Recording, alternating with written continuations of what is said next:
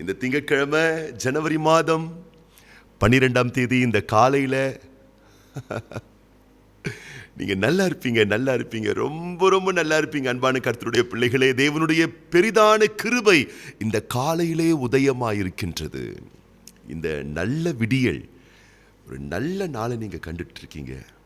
அப்பாவுடைய மேலான இரக்கம் ஒரு புதிய துவக்கத்தில், ஒரு புதிய நாளில், ஒரு புதிய விடியலில் நம்மளை கொண்டு வந்து சேர்த்துருக்கு. இந்த நாள் உங்களுக்கு இனிய நாளாய், இந்த விடியல் உங்களுக்கு அற்புதமான சந்தோஷத்தை ஏற்படுத்தக்கூடிய விடியலாய் அமைந்தருளட்டும். Happy morning. ஒவ்வொருவருக்கும் இயேசு கிறிஸ்துவின் நாமத்தினாலே சந்தோஷமான மகிழ்ச்சியான வாழ்த்துக்களை தெரிவித்துக் கொள்கிறோம். இந்த 12ஆம் தேதி அப்பா கொடுத்த அற்புதமான ஒரு நாள். இந்த ஜனவரி மாதம் இந்த திங்கட்கிழமை காலையில் உங்களுடைய கடமைகளை நிறைவேற்ற நீங்கள் துவக்கியிருப்பீங்க. நல்லா இருப்பீங்க. கடமைகளை துவக்கக்கூடிய நீங்கள் ரொம்ப நல்லா இருப்பீங்க. படிக்கக்கூடிய பிள்ளைகள் படிக்க நீங்கள் ஆயத்தமாயிட்டீங்க இல்லையா? ஆமாம். வேலை செய்யக்கூடிய கர்த்தருடைய பிள்ளைகள், வியாபாரம் செய்யக்கூடியவர்கள், நீங்கள் வெளியே சில காரியத்தை நிறைவேற்றுவதற்காக பயணப்பட்டு போக போகிறீங்க. வீட்டில் பல வேலைகள் உங்களுக்கு இருக்கலாம். இப்படி பல விஷயத்தை செய்யக்கூடிய நீங்கள் வெற்றி பெற வேண்டும் என்பதே என்னுடைய மிகுந்த ஒரு வாஞ்சையாக, ஆவலாக, உங்களுக்காக நான் ஜெபிக்கக்கூடிய ஜெபமாகவும் இந்த நாளில் இருக்கின்றது. நீங்கள் ஜெயிக்க வேண்டும் கர்த்தருடைய பிள்ளைகளே. படிக்கிற பிள்ளைகளாகிய உங்களை பார்த்து நான் சொல்லுகிறேன், நீங்கள் படிப்பில் ஜெயிக்க வேண்டும். ஊழியம் செய்யக்கூடிய தேவதாசர்கள் இந்த வார்த்தை இந்த காலையில் நீங்கள் கேட்டுட்டு இருக்கீங்க அப்படின்னு சொன்னால் நான் சொல்கிறேன், நீங்கள் ஊழியத்தில் வெற்றி காண வேண்டும், நீங்கள் ஜெயிக்க வேண்டும். ஆம், கணவன் மனைவி உறவில் நீங்கள் வெற்றி காண வேண்டும், ஜெயிக்க வேண்டும். குடும்ப வாழ்க்கையில் நீங்கள் ஜெயிக்க வேண்டும். உங்கள் பொருளாதார நிலையில் நீங்கள் ஜெயிக்க வேண்டும். உங்கள் ஆரோக்கிய நிலையில் நீங்கள் ஜெயிக்க வேண்டும். வாழ்வில் எல்லா நிலைகளிலேயும் நீங்கள் ஜெயிப்பது என்பது அற்புதமான ஒரு விஷயம், சந்தோஷமான விஷயங்க. அது ரொம்ப ஒரு அழகான விஷயம். கர்த்தருடைய பிள்ளைகளே, வியாபாரம் செய்கின்றீர்களா, தொழில் செய்கின்றீர்களா? நீங்கள் ஜெயிக்க வேணும், வெற்றி காண வேணும். அப்போ ஜெயிக்க வேண்டும் என்ற ஆவல், அந்த ஒரு ஃபயர், அந்த ஒரு எதிர்பார்ப்பு உங்களுக்கு எப்படி இருக்கிறதோ அதுபோலவே இன்னைக்கு ஒரு விஷயத்தை இந்த காலையில் அழகாக யோசிங்க. என்ன தெரியுமா யோசிக்க போறீங்க? நான் எதில் ஜெயிக்கணும், நான் எதை ஜெயிக்கணும், அதில் ஃபோக்கஸ்டாக இருங்க. எல்லாரையும் இல்லை, உங்களுக்கு என்ன கடமை கொடுக்கப்பட்டிருக்கு, உங்களுக்கு என்ன உத்தரவாதம் கொடுக்கப்பட்டிருக்கு, உங்களுக்கு என்ன பணிகள் கொடுக்கப்பட்டிருக்கிறது, அதில் தான் நீங்கள் ஜெயிக்க வேண்டும் என்ற ஃபோக்கஸ்ட் உங்களுக்கு இருக்கணுமே தவிர எல்லாத்துலேயும் ஜெயிக்கணும், எல்லாரையும் ஜெயிக்கணும், எல்லா நிலையும் ஜெயிக்கணும் என்ற இடத்துக்கு நீங்கள் போயிட்டீங்கன்னா அதிக புண்படுவீர்கள், அதிக காயப்படுத்தப்படுவீர்கள், அநேக நேர விரயம், உங்கள் எனர்ஜி விரயங்கள் அதிகமாகும். ஆகவே நம்ம நோக்கம் பக்கத்து வீட்டுக்காரங்களை ஜெயிக்கிறதோ, எதிர்த்து வீட்டுக்காரங்களை ஜெயிக்கிறதோ, சொந்தக்காரங்களை ஜெயிக்கிறதோ, பந்தக்காரங்களை ஜெயிக்கிறதோ, போகிற வரவங்களை ஜெயிக்கிறதோ, இவங்களை அவங்கள ஜெயிக்கிறதோ என்பது நம்முடைய நோக்கமாக இருக்கவே கூடாது. ஃபோக்கஸ் பண்ணுங்க. படிக்கிற பிள்ளைங்களா, உங்கள் பள்ளிக்கூடத்தை ஜெயிக்கணும்னு ஆசைப்படாதீங்க. உங்கள் பள்ளிக்கூடத்தில் இருக்கக்கூடிய சக மாணவ மாணவிகளை ஜெயிக்க வேணும்னு ஆசைப்படாதீங்க. உங்கள் கல்லூரியில் பள்ளிக்கூடத்தில் இருக்கக்கூடிய ஆசிரியர்கள், ஆசிரிய பெருமக்கள், லெக்சரர்ஸ், இவங்களை ஜெயிக்கணும்னு ஆசைப்படாதீங்க. ஃபோக்கஸ்டாக எஜுகேஷனில், பாடத்திட்டங்களில் ஜெயிக்க வேணும்னு அப்படின்னு ஃபோக்கஸ் பண்ணுங்க. அப்படி நீங்கள் படிப்பில் ஜெயிக்கணும்னு சொன்னால் பல நேரத்தில் உங்களை சுற்றி இருக்கக்கூடிய நபர்களிடத்தில் தோற்று போகக்கூடிய சில சூழல்கள் உங்களுக்கு வரலாம். ஏன் வரும்? அப்போ நீங்கள் தீர்மானம் பண்ணிக்கணும். டீச்சரை ஜெயிக்கணுமா, சப்ஜெக்டை ஜெயிக்கணுமா? ஸ்டூடெண்ட்டை ஜெயிக்கணுமா, சப்ஜெக்டை ஜெயிக்கணுமா? ஸ்கூலை ஜெயிக்கணுமா, இல்லை சப்ஜெக்டை ஜெயிக்கணுமா என்ற கேள்வி உங்களுக்குள் வர வேண்டும். அப்போ யோசிச்சு முடிவெடுங்க. டீச்சரை நான் ஜெயிக்க வேண்டிய அவசியம் இல்லை, வாத்தியாரை நான் ஜெயிக்க வேண்டிய அவசியம் இல்லை, ஸ்கூல் மேனேஜ்மெண்ட்டை ஜெயிக்க வேண்டிய அவசியம் எனக்கு இல்லை, சக மாணவ மாணவிகளை ஜெயிக்க வேண்டும் என்ற அவசியம் இல்லை, அவங்கக்கிட்ட தோத்தா கூட பரவாயில்லன்னு சொல்லி அங்கே நீங்கள் பணிவாய் நடந்து கொண்டு ஃபுல் ஃபோக்கஸ்டாக உங்கள் எஜுகேஷனில், உங்கள் பாடத்திட்டத்தில், உங்களுடைய லெசனில் நீங்கள் ஃபோக்கஸ்டாக இருந்தீங்கன்னு சொன்னால், அன்பு தெய்வ பிள்ளைகளை, நீங்கள் ஜெயித்து விடுவீர்கள் உங்கள் படிப்பிலே. கணவன் மனைவி உறவில் இருக்கிறீர்களா? உங்கள் குடும்ப உறவு வெற்றி காண வேண்டுமா? அப்போ நீங்கள் நிதானமாக யோசிங்க. மனைவியை ஜெயிக்கணுமா, வாழ்க்கையை ஜெயிக்கணுமா? சில பேர் பார்த்தீங்கன்னா மனைவி ஜெயிக்கணும், சில பேர் புருஷனை ஜெயிக்கணும், சில பேர் பிள்ளைங்களை ஜெயிக்கணும். இல்லை, வேதம் சொல்லுகிறது மாம்சத்தோடும் இரத்தத்தோடும் நமக்கு யுத்தம் கிடையாது. நல்ல அழகா புரிஞ்சுக்கோங்க கர்த்தருடைய பிள்ளைகளே. இந்த திங்கக்கிழமை நீங்க சூப்பராயிருவீங்க. உங்க வாழ்க்கை பெட்டராயிடும். அற்புதமான மேன்மைகள் நீங்க அடைய ஆரம்பிச்சிருவீங்க. மனிதர்களை ஜெயிக்க ஒரு நாளும் திட்டமிடாதீர்கள். கரியர் ஃபோக்கஸ் பண்ணுங்க.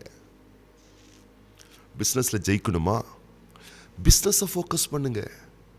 கஸ்டமர்களை ஜெயிக்கணும், பக்கத்தில் இருக்கக்கூடிய கடை வச்சுக்கிட்டு இருக்காங்களா அவங்கள ஜெயிக்கணும். நோ, அப்படி நீங்கள் போயிட்டீங்கன்னு சொன்னால் அது உங்களை எதிர்மறையான சுபாவத்தை கொடுத்து எதிர்மறையான விளைவுகளை உங்கள் வாழ்வில் ஏற்படுத்திவிடும்.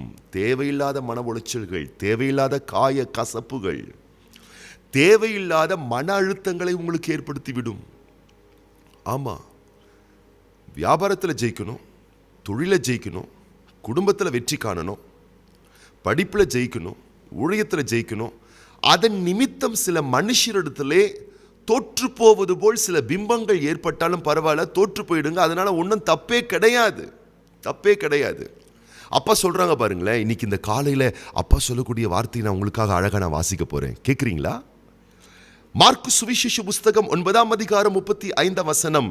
அப்பொழுது அவர் உட்கார்ந்து 12 அழைத்து, எவனாகிலும் முதல்வனாயிருக்க விரும்பினால் அவன் எல்லாருக்கும் கடையானவனும் எல்லாருக்கும் ஊழியக்காரனுமாய் இருக்க கடவன் என்று சொல்லி அப்பா சொல்றாங்க, பெரியவனா நீ இருக்கணுமா, பெரிய பொசிஷனுக்கு வரணுமா, உன் கரியர்ல நீ சக்சஸ் அடையணுமா, வெற்றி காணணுமா, குடும்பத்தில் நீ ஜெயம் எடுக்கணுமா, பெரிய ஒரு மேன்மை நீ அடையணுமா, ஊழியத்தில் பெரிய மேன்மை நீ அடையணுமா, படிப்பில் ஒரு பெரிய மேன்மை நீ அடையணுமா, வியாபாரத்தில் பிஸ்னஸில் ஒரு பெரிய மேன்மை அடையணுமா, உன் வாழ்க்கையின் எல்லா நிலையிலேயும் நீ ஒரு உயர்ந்த ஸ்தானம் அடையணுமா, அப்போ நீ ஒன்று செய்ய. என்னன்னா, எல்லாருக்கும் கடையானவனாய், அப்படின்னா எல்லாருக்கும் பணிவிடை செய்யக்கூடிய அளவுக்கு ஒரு பணிவோடு இருந்து கொள்.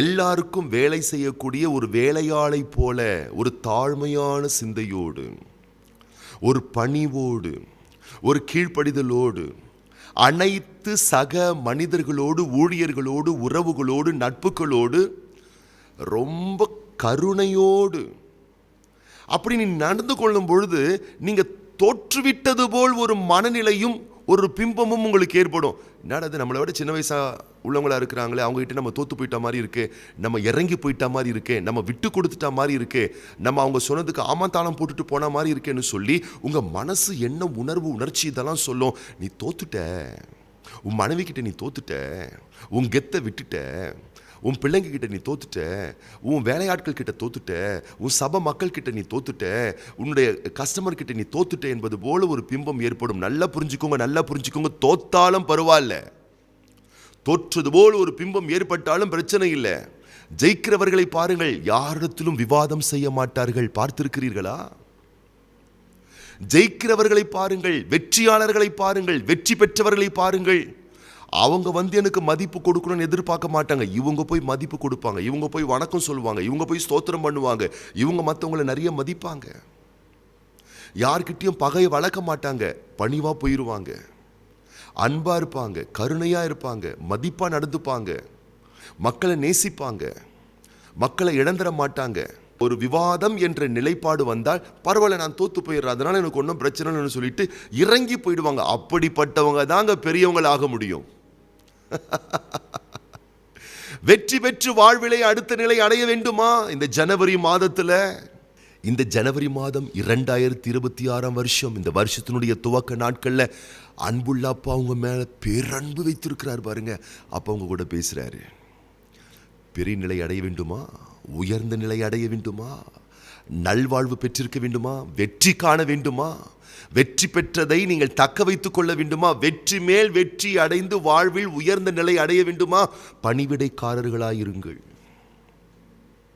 தாழ்ந்த சிந்தையோடு இருங்கள், வாதம் விவாதம் செய்யாதீர்கள், சண்டையிடாதீர்கள், பிறரை குறித்து குற்றம் நியாயம் தீர்ப்பு செய்யாதீர்கள், குறை பேசாதீர்கள், விட்டு கொடுத்து செல்லுங்கள், அதெல்லாம் நீங்க செய்யும்போது நீ தோத்துட்ட என்பது போல சில எண்ணங்கள் உணர்வுகள் வந்தாலும் பரவாயில்லை. நான் ஜெயிக்க வேண்டியது மனுஷங்களை அல்ல, என் பிஸ்னஸில் தான் நான் ஜெயிக்கணும். நான் ஜெயிக்க வேண்டியது என்னுடைய கஸ்டமர்ஸ் அல்ல, நான் ஜெயிக்க வேண்டியது என்னுடைய உறவுகளை அல்ல, நான் ஜெயிக்க வேண்டியது மாம்சத்தையும் இரத்தத்தையும் கொண்ட மனிதர்களை அல்ல.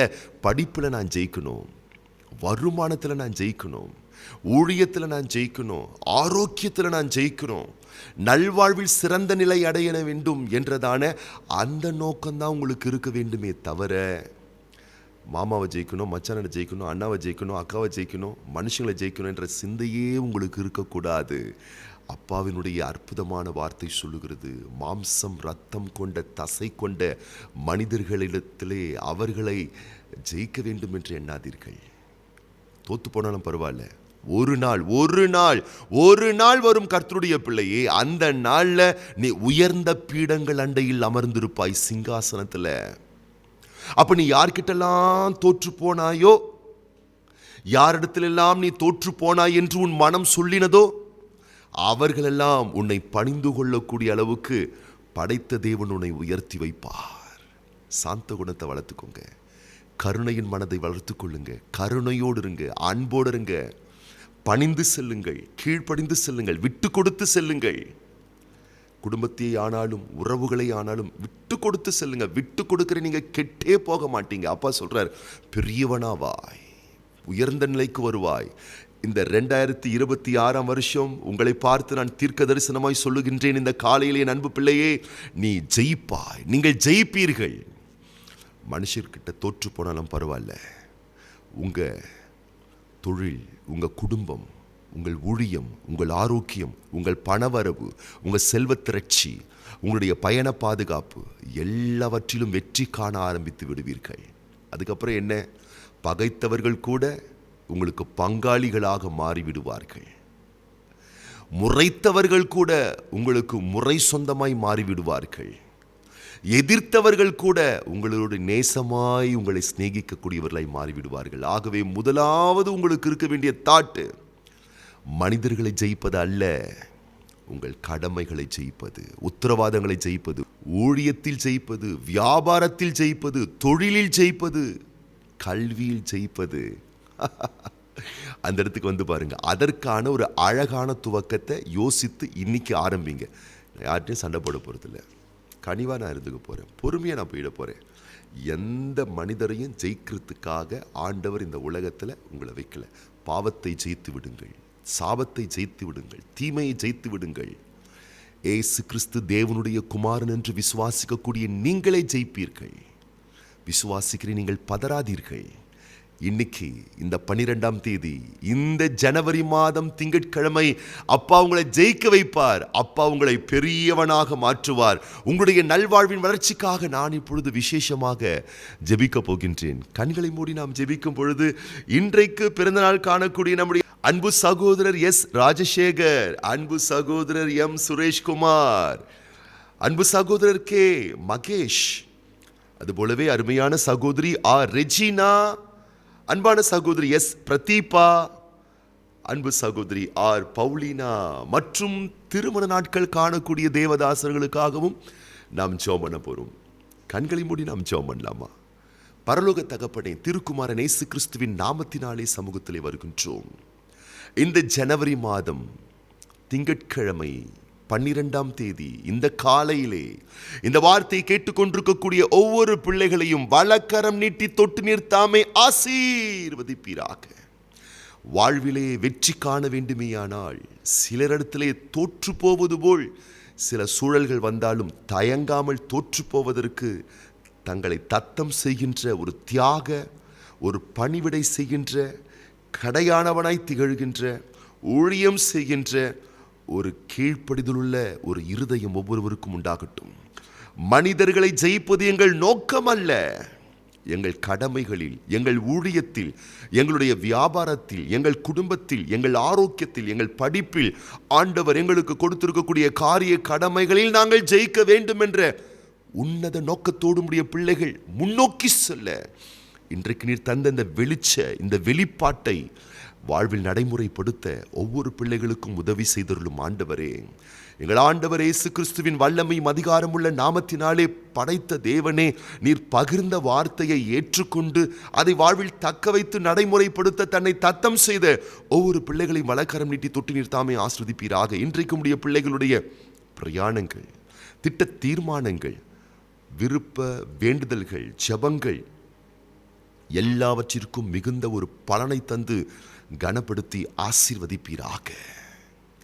இன்றைக்கு பிறந்த நாட்கள் காண்கின்ற, திருமண ஆண்டுகள் காண்கின்ற ஒவ்வொரு பிள்ளைகளையும் தேவரீர் வலக்கரம் நீட்டி தொட்டு நிறுத்தாமே ஆசீர்வதிப்பீராக. ஆண்டுகளை, வருடங்களை நன்மைகளால் முடிசூட்டுகிற தெய்வமே, அன்பான பிள்ளைகளுக்கு நீர் தந்திருக்கக்கூடிய இந்த விசேஷமான ஆண்டிலே சகலவிதமான ஆசீர்வாதங்களை நீர் உமது பிள்ளைகள் வாழ்வில் சம்பூர்ணமாய் வருஷிக்க செய்து வாழ்நாளெல்லாம் உடைய பிள்ளைகள் களி கூர்ந்து மகிழ்ந்திருக்கும்படி புதிய வளமான கிருபைகளை தந்து உம்முடைய வருகை வரும் மட்டும் இதுபோல் இன்னும் அநேக அனந்தமான ஆசீர்வாதமான ஆண்டுகளை நீருடைய பிள்ளைகளுக்கு தந்து கனப்படுத்த வேண்டும் என ஒப்பு கொடுத்து ஆண்டவர் இயேசு கிறிஸ்துவின் ஆசீர்வதிக்கப்பட்ட நாமத்தினாலே வாழ்த்தி ஜெபிக்கிறோம் எங்கள் நல்ல பிதாவே.